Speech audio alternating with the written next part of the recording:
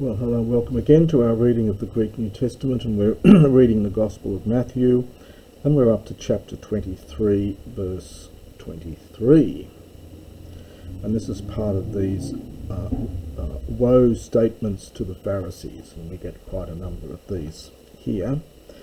So we continue on. Woe to you, grammates kai Pharisai, or hypocritai, scribes and Pharisees, hypocrites, hoti, apo dekatute, to heduosmon kai ton anethon, kai tokuminon, kai afekatita barutera, tu nomu ten chrisin, kai to elios, kai ten pistin.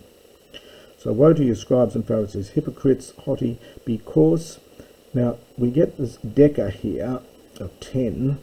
Literally, you cut into 10, you take off, or rather you take away 10. That is, you tithe.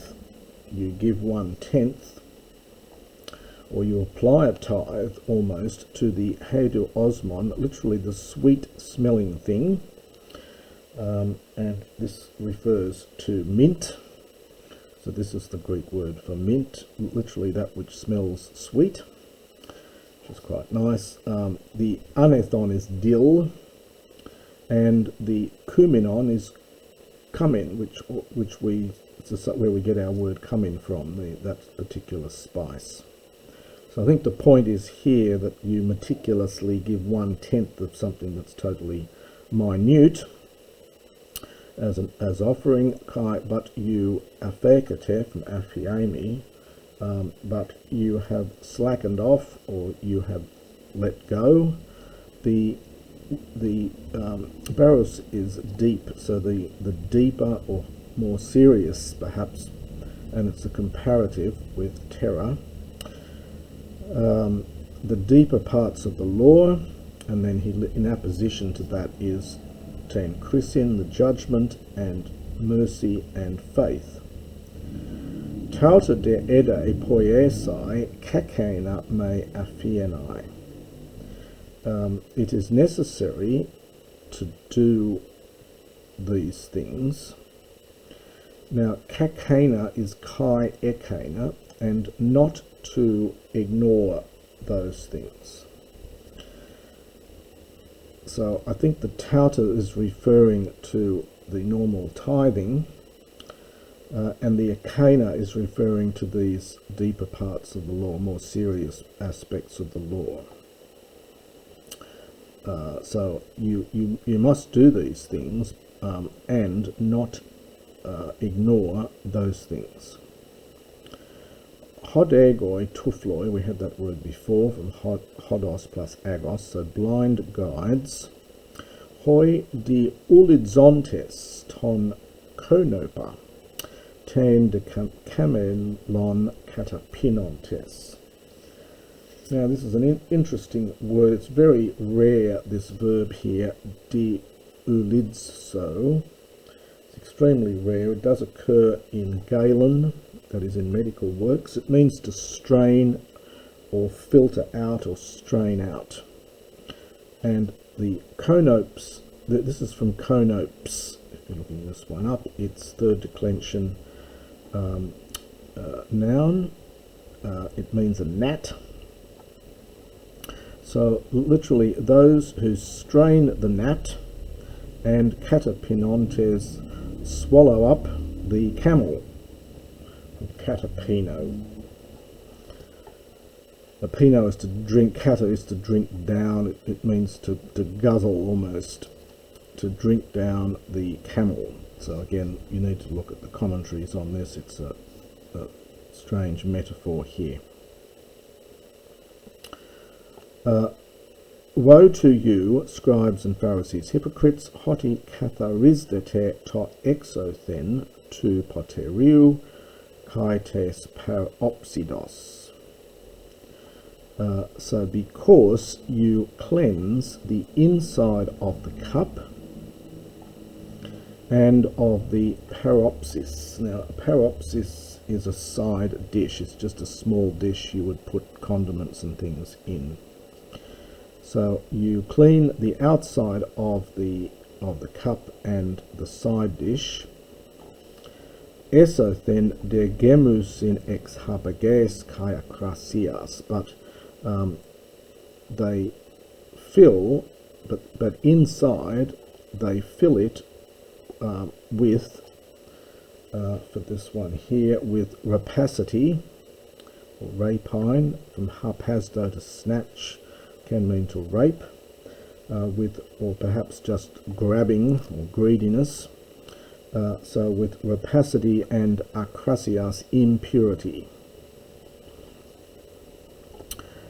Pharisaioi tufloi, blind. Now we're going to the singular here, interestingly. Blind Pharisee, vocative.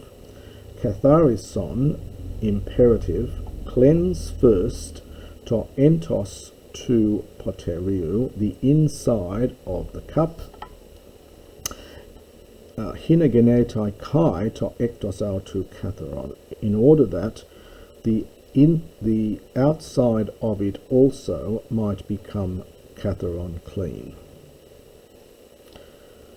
Woe to you, scribes and Pharisees, hypocrites, hoti par omoi asdite taphus kekoniamenois.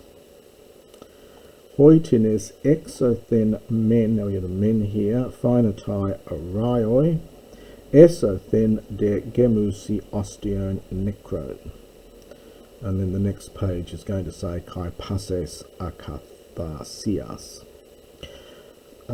Because this has got that homoi root in here, so you are likened, so you resemble, and it takes a dative here. You are like to, so it takes a dative. Taphos is a tomb. It's connected with thapto, to bury, but you get a swapping of the aspirates between thapto and taphos. This is from koniao, to dust something. Konis is a word for dust. This is the perfect passive here, so it means dusted tombs.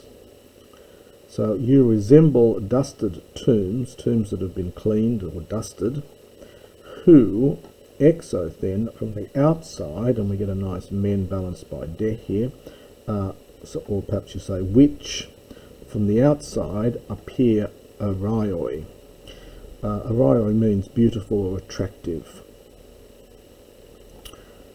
But inside they are full ostion nekron, of the bones of the dead, kai passes akathasias, and all uncleanness.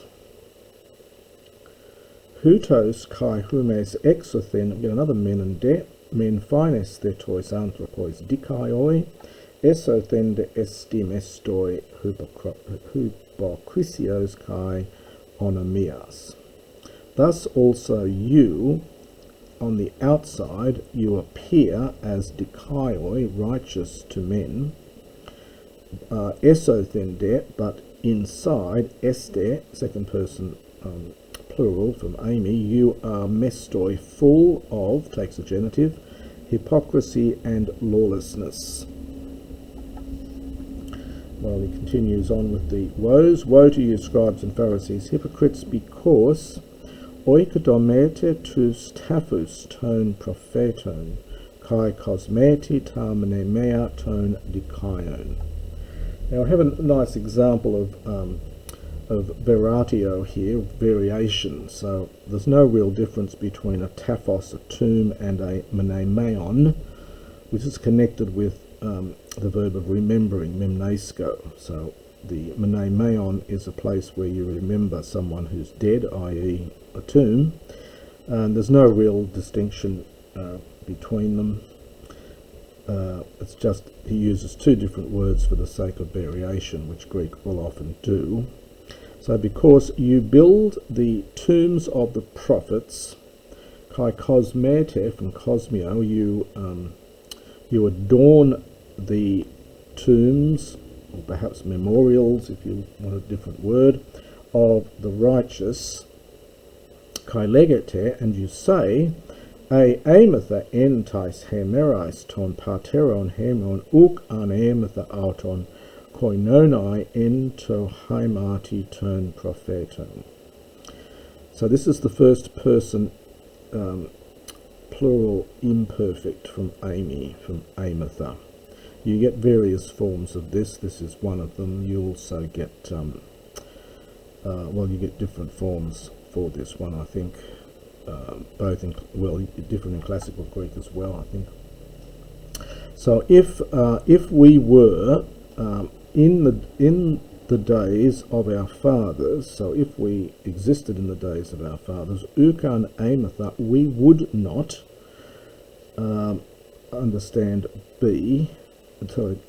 we would not be koinonoi, sharers of them, so we would say with them. So we would not share with them in the blood of the prophets. We would not be partakers with them in the blood of the prophets. Hosti maturete hiautois hoti huioi esti ton phonusanton tus prophetas. Thus you bear witness to yourselves that, second person plural from Amy, you are sons of the ones having murdered the prophets. This is from phon nuo. You get phon use, a murderer, and so on. Kai humas plerosity tometron ton pateron humon. Slightly awkward line here. Literally, you fill up the measure of your fathers. Which probably means something like you complete what your fathers started to do. Again, you see the commentaries on this. Ophes genemata ekidnon. Office, this is ofis, and this is the plural, ophes. Serpents or snakes. Genemata, offspring of echidnon, not echidnas, but snakes, another word for snakes or serpents. Pos fugete apotes chrysios tes gehenes. How would you escape, this is subjunctive here, it's a question, from the judgment of Gehenna? Diatuto idu ego apostello pros humas prophetes kai sophus kai grammates. For this reason, behold, I send to you prophets and wise men and scribes. Now we get ex auton apoktenete kai storesity kai ex auton mastigosity entai synagogos humon kai dioxity apopolies es polin. One can almost imagine this, this is written some decades into early Christianity, and one can see here Christians writing who were not well received by the Jewish synagogues, and of course Paul got kicked out of most of the ones he went to. One can see them looking back and reading this back anachronistically, perhaps into an earlier time, but then linking it in with the Old Testament prophets as well. Anyway, the commentators will have much to say on this. So, therefore, behold, I send to you the prophets and wise men and scribes, ex auton. So from among them, so some of them, we have to understand tines or something, or tinas. So some from them you killed, kai sterosity, from steroo, to crucify. Well, the Jews didn't crucify people, the Romans did. The Jewish leaders were not able to do that. That was performed by the Romans. So some of them you apoktenete, you will kill, it's future tense, and you will crucify. And some of them, mastigosity, you will whip, from mastigoo, in your synagogues, and you will persecute or pursue or chase them from dioko, from city to city. Hopos elthe ef humas pan haimadikaion ek kunomenon epiteskes apotu haimatos habel tu dikaio heos tu haimatos zachariu huiu barakiu hon ephonusati metaxu tu nau kai tu thusiasteriu, so that it will come against you all righteous blood, participle from ekkuno here, this is a late form of another form of heo, being poured out upon the earth. So all the righteous blood will come against you, poured out upon the earth from the blood of Abel. Notice it's a hard breathing here, but we normally put just Abel, not Habel. So Abel, the righteous man, heos to Haimatos, until the blood of Zechariah, the son of Baruch, I think it is in the Hebrew, on whom you slaughtered, metaxu plus genitive, between the temple and the altar. Amen lego humin, truly I say to you, panta tauta, neuter plural singular verb, this is the future from hako, I come. So all these things will come, or will have come upon this generation. And the verses like this give the suggestion that this, of course, was written after 70 AD, after the destruction of Jerusalem, when in fact Jerusalem was destroyed, and we get this lament over Jerusalem, which also adds to that view. Jerusalem, Jerusalem, Jerusalem, Jerusalem, he apoktenusa tus prophetas, kai lithobolusa tus apostalmenus pros autem. Jerusalem, the one killing the prophets, and stoning, from lithos and balo root, throwing stones, hence stoning those having been sent. It's a perfect passive participle, to it, that is to Jerusalem. Posakis e delesa episunagain ta teknasu. Posakis, how many times? So how many times did I wish? This is the aorist from thelo, original thelo in classical Greek, and in biblical Greek it just becomes thelo, but the old augment, which is in classical Greek, survives in the aorist and the imperfect here. So how many times, or how often, did I wish episun agagain, aorist from episunago, to gather together your children, hon tropon, in the manner in which ornis, a bird, episunago, gathers together tarnosia autes, its chicks. It's a neuter, not nosion, a word. Hupotas pterugas, from pterux, under the wings, kai uk ethelesete, and you were not willing. Idu afiatai humin haoikos humon, behold, your house, now this is passive here, I think from afiami, is let go, is released, perhaps almost is abandoned.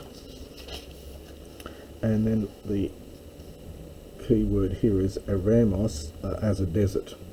So again, scholars think that this is a sign that the fact this was written after the destruction of Jerusalem, so this would literally be true.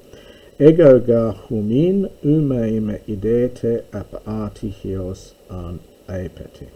For I say to you that in no way will you see me apati from now on, until you might say, or until you said, blessed is the one coming in the name of the Lord.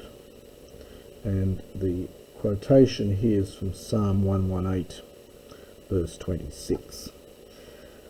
And that's the end of chapter 23.